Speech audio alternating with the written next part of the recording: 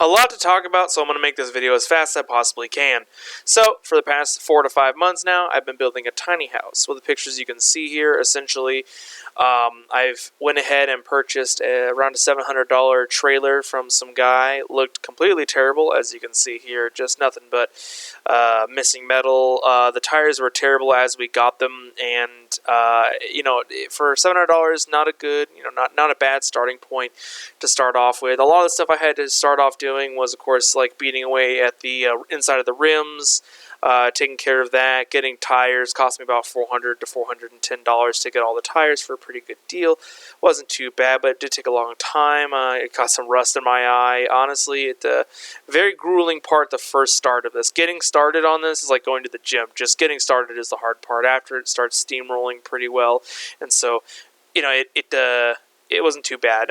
Went ahead and just beat them up a little bit and painted them magenta. Do a little magenta. And thought, yeah, if we're going to spray paint them, might as well spray paint them a different color. Rust-Oleum, you need to spray paint them. Make sure that all the metal is painted well because you want to last a long time. You're building a house on this. It's very important.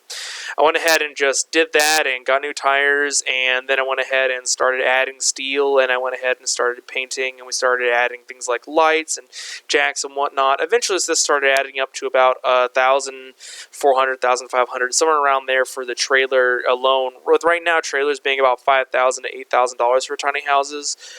Granted, we had welding materials and stuff that you might not have, grinders and things to take away metal, add metal, and we had a lot of time on our hands, and so we saved probably about $3,000 or so just doing it ourselves, but for the most part, it was a long process that I needed a skilled worker like my brother that you might see in some of these pictures are in. And so what we did was we added lights to it. Man, I got a good deal on those fenders for about $140 a piece for them.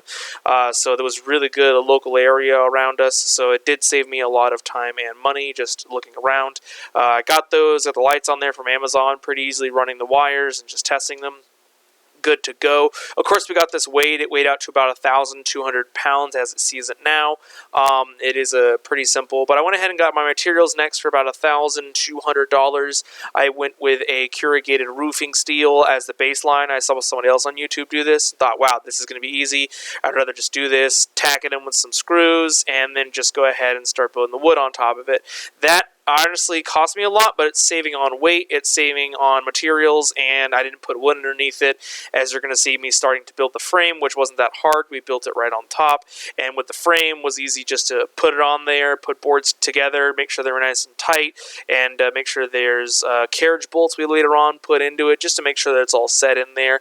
Added boards across it. Don't have the pictures right now because I lost them, but boards across it, as well as just insulation as well, just getting it all tight in there. And the next screen you're going to see is me with the insulation on there, as well as the boards across. I kind of cut some of the boards on top, realizing that was a bad idea. Just cut the boards to length as I got them. But we put the insulation in there. As long as spanning foam insulation, you'll see poorly pouring out the side of the trailer because I'm not the best at this. I'm a very amateur person, obviously.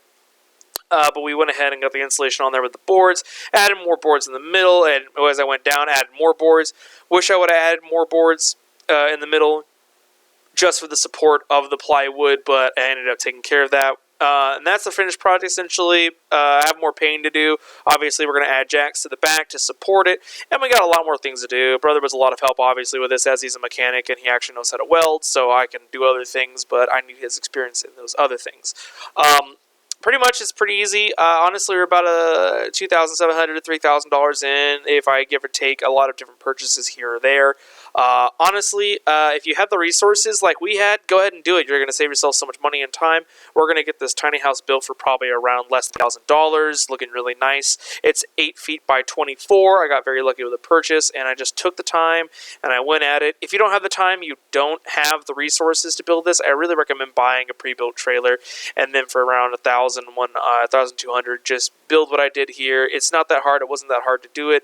The hardest thing was probably just getting started in those carriage bolts. Wow, those carriage bolts suck. It took us about a day just to drill through all that steel. The batteries and all the drills, I burnt myself. They're just, everything weared out. But we had the materials. I had the time.